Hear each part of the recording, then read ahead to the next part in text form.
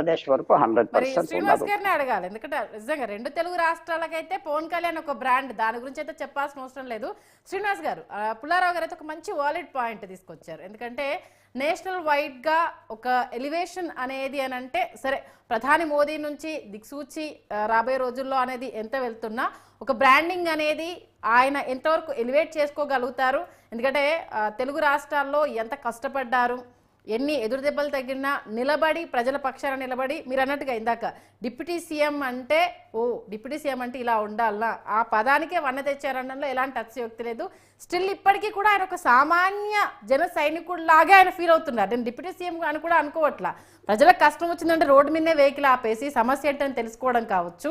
తన దగ్గరకు వచ్చిన వాళ్ళు పెద్దవాళ్ళు అయితే వాళ్ళ కోసం జస్ట్ ఒక 2 రోజుల క్రితం మనకు ఒక ల్యాండ్ ఇచ్చిన పెద్ద ఆవిడ దగ్గరికి వచ్చి ఒక డిప్యూటీ సీఎం స్థాయి వ్యక్తి కాళ్ళ మీద కూర్చొని ఆవిడతో మాట్లాడడం అని అంటే ఇంకా హంబుల్నెస్కి ఇంతకు మించి మనం ఇంకా మాటలు కూడా చెప్పలేము. మరి ఎంతవరకు నేషనల్ బ్రాండ్ అనేది పవన్ కళ్యాణ్ గారికి రాబోయే రోజుల్లో వస్తుంది అనుకోవాలి? రావాలంటే ఈ క్వాలిటీస్ ఎంతవరకు సరిపోతాయని మీరు అనుకుంటున్నారు? ఆల్రెడీ సార్కి అయితే నేషనల్ బ్రాండ్ వచ్చేసిందండి. మనం అనుకుంటున్నాం ఇంకా రాలేదేమో అనుకోని. సార్ పాపం పుల్లారావు గారు చాలా సీనియర్ వ్యక్తి అయినా ఆయన ఏది మాట్లాడినా ఒక నిజాయితీగా మాట్లాడితే ఎన్నో డిబేట్ లో చూసాను అయింది. కానీ ఇందాక మాట అన్నారు ఆయన, ప్రతి నాయకుల్లో మంచి క్వాలిటీలు ఉంటాయని చెప్తే 99% మంచి క్వాలిటీ ఉన్న వ్యక్తులు అయితే మటుకి ఈ రోజుల్లో కానీ ఇంత ముందుగా రాజకీయ నాయకులు ఎవరు లేరండి. ఒక 50% ఉంటే ఉండొచ్చేది తప్ప 100% మంచి క్వాలిటీ ఉన్న వ్యక్తి అంటే పవన్ కళ్యాణ్ గారే. మొన్న ఒక మాట చెప్పారు పిఠాపురం మీటింగ్ లోనే, ఈ రోజు నేను ఒక డిప్యూటీ సీఎం గా గెలిచాను, పదవి ఉండొచ్చు, రేపు పొద్దున పదవి లేకపోవచ్చు, మానేస్తావా? పోరాటం మానేస్తావా?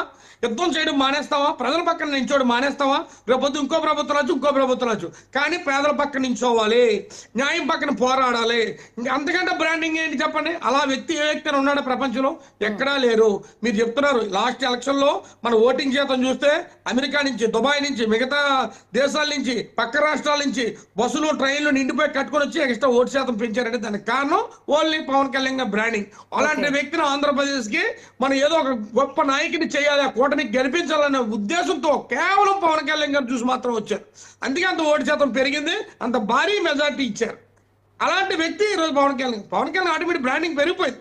సార్ చెప్పినట్టు ఇంకా ఏంటంటే ఇంకా ఇంకా ఇంకా ఇంకా చరిస్మా పెరగాలంటే పెరగక్కల. పవన్ కళ్యాణ్ తెలియని వ్యక్తి అంటే దేశంలో ఎవరికీ లేదు. ఇంకా ఎక్కడో కొంతమంది అక్కడ ఇక్కడ ఇంకా ఏంటో అన్నారంటే రాజకీయాలు చేయని వాళ్ళు, ఇంకా టెక్నాలజీ లేని వాళ్ళు, ఇంకా ఈ ఫోన్లు ఈ కమ్యూనికేషన్ లేనో తెలియపోవాల్సింది తప్ప పవన్ కళ్యాణ్ వ్యక్తి ఒక ఆంధ్రప్రదేశ్ లో ఉన్నాడు. మోడీ గారు ఈ రాష్ట్ర ప్రధాని, ఒక గొప్ప వ్యక్తి, ఒక ప్రధాని ఇష్టపడుతున్న వ్యక్తి, ఏకైక వ్యక్తి అన్నట్టు ఒక పవన్ కళ్యాణ్ గారు అని ప్రజలందరూ చూస్తున్నారు. ఎందుకంటే అండి పవన్ కళ్యాణ్ గారు కుల రాజకీయాలు, మత వ్యక్తి అన్న బ్రాండింగ్ సరిపోతుందంటారా? ప్రధాని మోదీ స్వయంగా ఇష్టపడుతున్న వ్యక్తి, ప్రధాని మోదీనే ఒప్పించి కూటమిలో చంద్రబాబుని చేర్చుకోవడానికి ప్రధాని మోదీనే ఒప్పించారు. ప్రధాని మోదీ మెచ్చిన వ్యక్తి, ఇంకా అంతకుమించి బ్రాండ్ అవసరం లేదంటారా? అంతే కదా మేడం.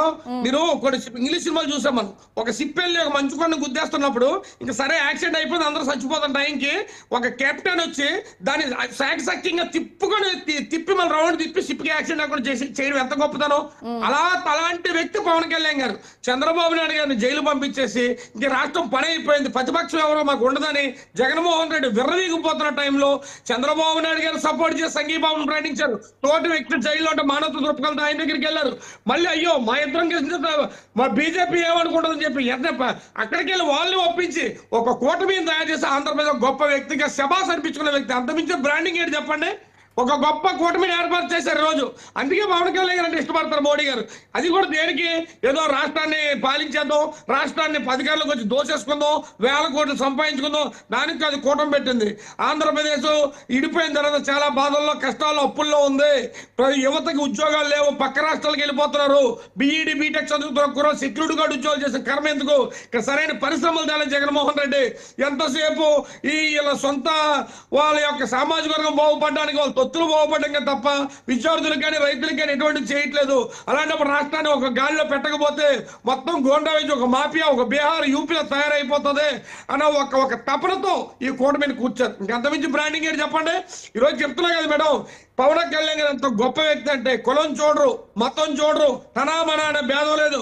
తప్పు చేస్తే మన ఒకటే మాట చెప్పారు, మీరు ఇష్టం ఉంటే ఉండండి, లేదు నేను ఇలా కాదు ఇంకోలాగా పాత రాజకీయ నాయకులా ఉంటాను బయటకు పడని చెప్పేట మాట. అలా ఎవరైనా చెప్పగలరా? బతుకులాడుకొని గడ్డం పట్టుకొని అయ్యయ్యో మన పార్టీ డ్యామేజ్ అయిపోద్ది, మన పార్టీలో ఉండండి అన్న పార్టీలు చూసాం. పవన్ కళ్యాణ్ నిజాయితీ ఉంటేనే వెనకాలన్నాడండి, అవినీతి లేకపోతున్నాడండి, మీ మీద కేసులు లేకపోతున్నాడండి, మీ మీద ఎటువంటి క్రిమినల్ బ్యాక్గ్రౌండ్ లేనన్నాడండి, అంతే తప్ప అవినీతి చేసిన మాత్రం వద్ద క్లియర్ గా చెప్పారు పవన్ కళ్యాణ్. అలాంటి గొప్ప పార్టీ జనసేన పార్టీ, అలాంటి పార్టీకి నాయకుడు పవన్ కళ్యాణ్, అదే ఒక గొప్ప బ్రాండ్ ఈ దేశానికి.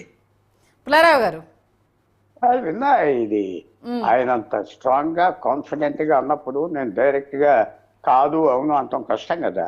ఓకే